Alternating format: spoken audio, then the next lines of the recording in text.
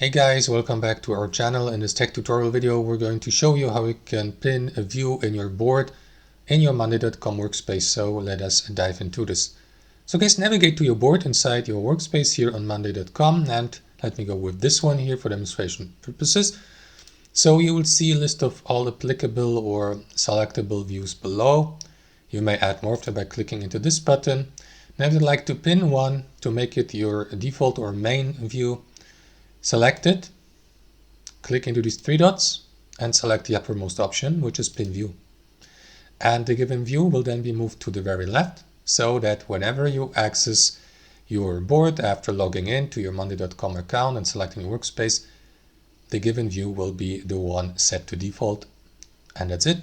That's how I do it. Click into these three dots here to unpin it. And that's it. You may move these views also, change the position. That's it guys, hope you enjoyed it, got some value from it, and we'll catch you later.